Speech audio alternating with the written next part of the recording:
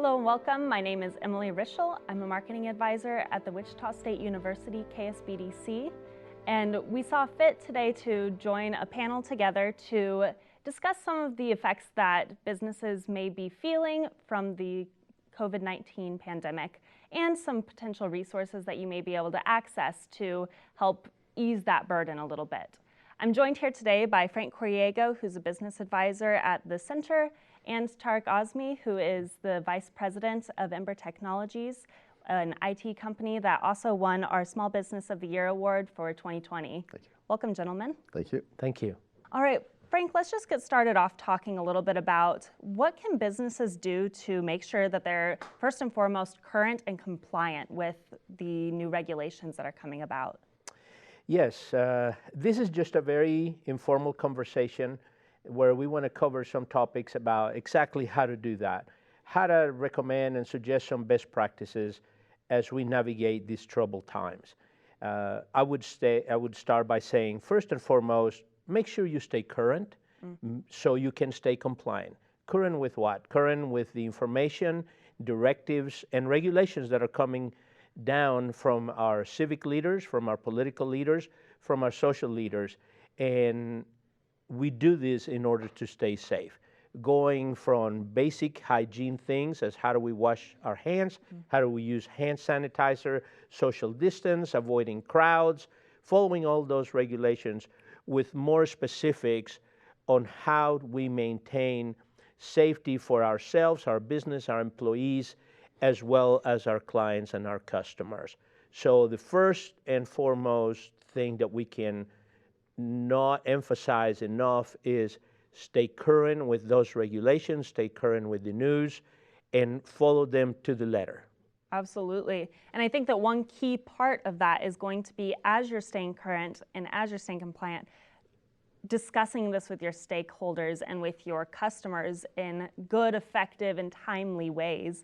One great way of doing that is through social media, contacting or reaching out to your customers, to your stakeholders. Let them know what your business is doing to stay compliant. Let them know any changes that may be occurring. Let them know that you're still in business and you're still open. All these things are updates that people are constantly looking for and can be given out on a daily basis. In addition to that, looking at changing some product offerings or the way that you distribute your products can even be something that would be very helpful during this time. Sure. So that would include looking at maybe you have a secondary product that would do better in this current climate, shift it to your primary product. Or maybe you are in a service industry and you have difficulty meeting face-to-face with your clients, maybe focusing more on the product that you sell in addition to that, or shifting your distribution channels. So this can also include going online, doing some videos, especially if you're in the service industry, to discuss with your clients and customers different, to provide your services that way. In addition, you can shift to e-commerce, do shipping to provide your products on the doorstep. You can also connect with different businesses like Grubhub or Uber Eats if you're a restaurant, to be able to have your product available just at people's doorstep at that moment, because shifting the way that you can distribute these products is going to, in addition, create a better, safer environment for both you and your clients as well. Tariq, do you have any recommendations on how businesses may shift from a brick and mortar function to an e-commerce site? Right, I think there's two or three things to keep in mind. There's a retail aspect of it and a small business aspect of it. And a small business meaning an office that has 10 employees. We need to look at the idea, are you ready for it? Is the employee that can work remotely, do they have all the needs that can be met? Do they need access to the system? Do they have the up-to-date systems that they're using, be it a computer that they may be using or a laptop? Is it up to date? See, cyber criminals love crisis. And this is as any other one that would give them opportunities to take advantage of it. If a retail company is moving from brick and mortar and wanted to do more online, a couple questions to think about is, do you have a good website? Does it have e-commerce? Does it take payments? Is it secure enough? Are you providing all the details about your business? And like you mentioned, communication is big. You have to have that communication with the customer, constantly updating what is happening. A business environment in the sense of an office where they have 5, 10 employees, you want to make sure if somebody's working remotely, do they have all the security features handled at home? Do they have the correct security protocols when it comes to technology? It has to go through different pieces of information as what kind of business it is, what kind of information you're distributing, what kind of business you're going to handle moving forward.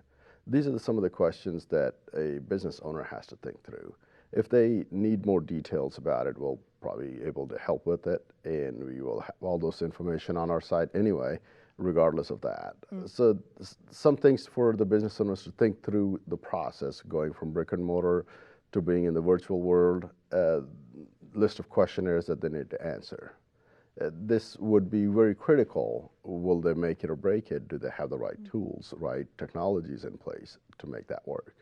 Absolutely, and having somebody like Ember Technologies to be able to discuss these things with, having somebody who knows what questions to ask will really help to smooth out and streamline that process. Absolutely. For sure. Yep. Frank, would you like to touch just a bit on any recommendations or advice you may have for businesses that are currently experiencing the financial hardships that this is going to continue bringing? Absolutely. I think that you both have touched in two very critical things, and is how to transform the way that your supply chain, the supply chain for your business, delivers its products or services to their customers. In many situations, as you both described, that can be done virtually. In others, you can. But we're talking about taking care of that triangle that is the 3 points that sustain a business. The business itself, you as a business owner, your employees, as well as the market, your client. And we're talking about service and product supply, as well as safety for all 3 points.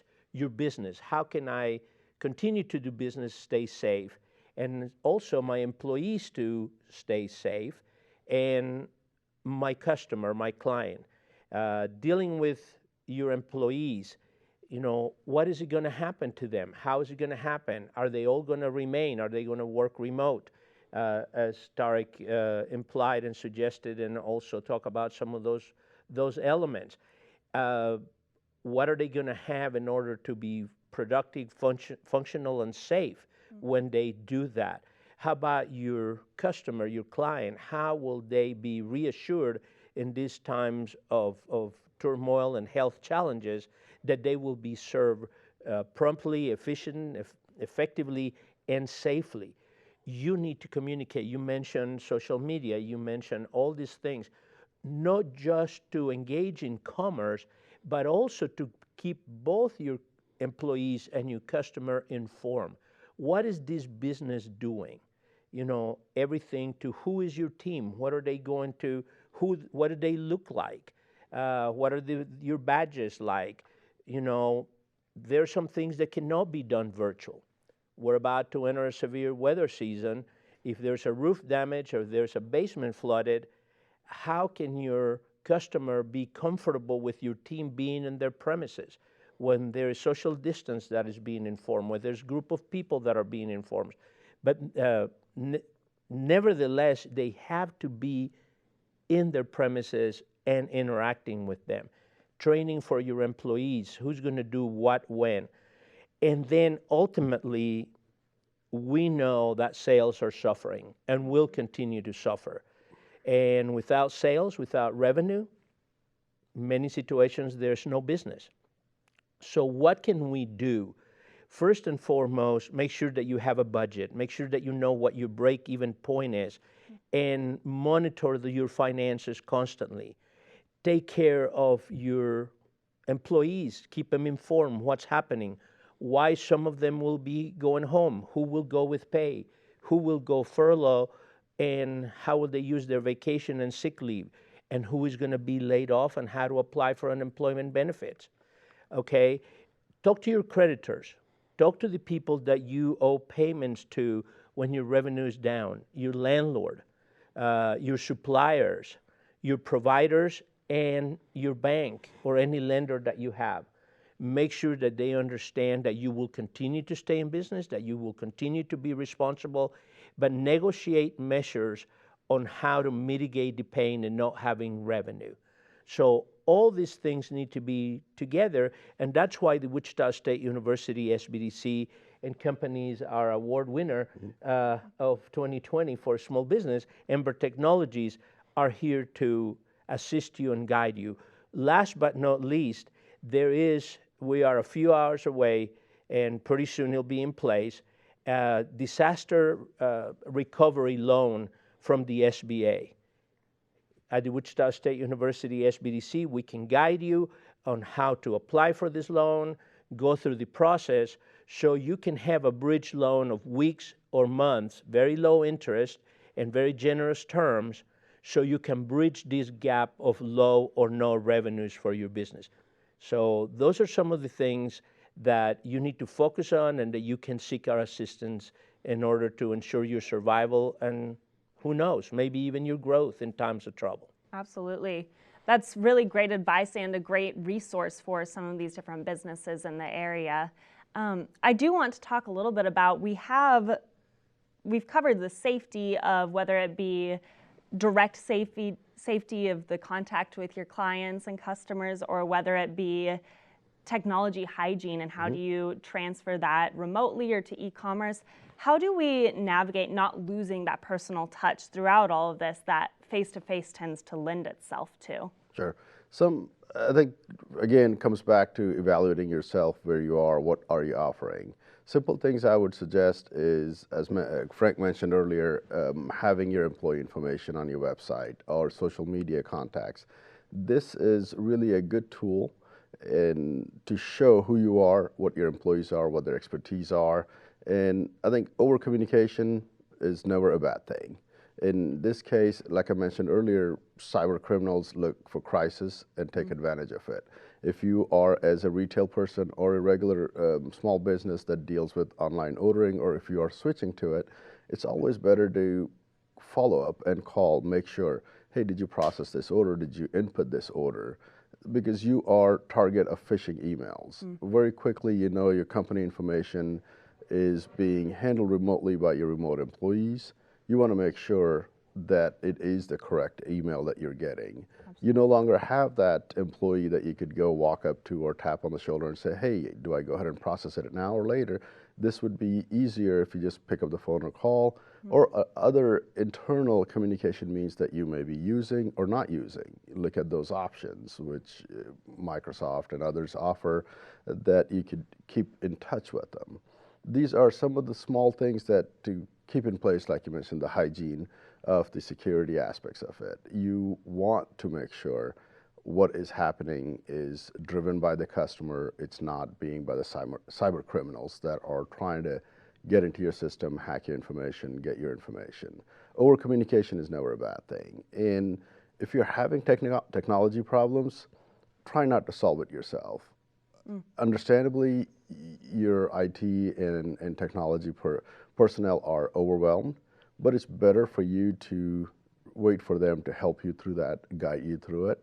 Instead of trying to solve that, you may make the situation worse and expose your company information out to the cyber criminals that does not need to get out there. Absolutely. And just like we mentioned earlier, they can always contact Ember Technologies for any of their IT needs. And if they're interested in doing anything with this SBA loan or with other business advising, they're welcome to contact the WSU SBDC as well. Thank you, gentlemen, so much for your time today. Really appreciate you being on here and sharing your expertise. Thank you for listening today, and have a great day and stay safe.